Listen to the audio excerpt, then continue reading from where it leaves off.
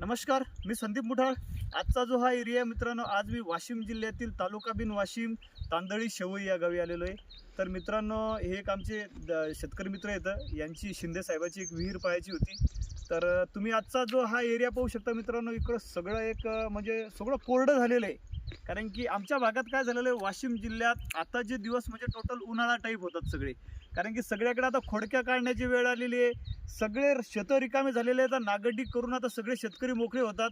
पण आता काय झालेलं आहे, पॅकेजच्या विहिरी आलेल्या आहेत. त्याच्यामुळे हे विहिरीचा धुमाड म्हणजे उडलेला आहे सध्या. कारण की सगळ्या लोकांना विहिरी खोदायच्या आहेत. पण मित्रांनो, सगळ्या क्षेत्रात पाणी हा सगळ्यात महत्त्वाचा प्रश्न आहे. की पाणी असणं हे गरजेचं महत्त्वाचं आहे मित्रांनो. कारण की उन्हाळ्यात आमच्या भागात 100% तुम्हाला सांगतो पाण्याची कमतरता राहते.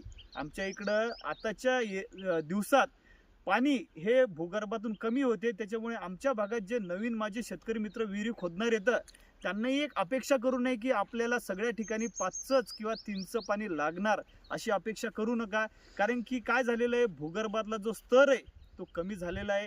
ग्राउंड वॉटर जी लेवल आहे, ग्राउंड वॉटर लेवल असते ती सध्या 100% खाली गेलेली आहे. त्याच्यामुळे तुम्ही अपेक्षा नाही करू शकत भूगर्भातून की तुम्हाला चांगल्या प्रकारचं पाणी लागेल. आता तुम्ही जर हा एरिया पाहिला तर हा एरिया आपल्याला एक तुम्हाला सांगतो सगळं कोरडा पडलेला आहे. मग तुम्ही सांगा, कोरड्या एरियात जर आपण इथं 5च्या पाण्याची अपेक्षा करतो तर ही सर्वात चुकीची आहे. तुम्हाला तुमच्या एरियानुसार, तुमच्या तिथलच्या भूपृष्ठानुसार तुम्हाला इथं पाणी लागण्याची अपेक्षा असते. त्याच्यामुळे प्रत्येक ठिकाणी तुम्ही सारखं पाणी लागेल ही अपेक्षा करू नका. कारण की मी ज्या ठिकाणी मी पाणी पाहायला जातो त्या ठिकाणी त्या शेतकऱ्याला मी व्यवस्थित समजून सांगतोच.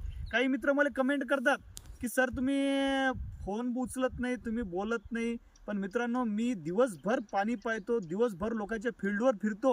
मी त्या शेतकऱ्याला सांगू का लोकांचे फोन उचलत बसू? त्याच्यामुळे तुम्ही फोन लावताना मला एक कृपया करून एक तर तुम्ही एखाद्या घंट्याचा जो संध्याकाळचा टाईम असते 5 ते 6 याच टायमात फोन लावा. त्याच्यानंतर मला मधात फोन लावू नका. कारण की मी लोकांच्या फील्डवर जातो, लोकांना मला सविस्तर सांगणं लागते, त्यांनाही समजून सांगणं लागते. त्याच्यामुळे फोन लावताना मला एका घंट्यातच फोन लावा, दिवसभर फोन लावून तंग करू नका. परत दुसरी गोष्ट सांगायची म्हणजे मित्रांनो, आता जे हे दिवस येतं हे थोडे पाणी कमी होण्याचे दिवस येतं.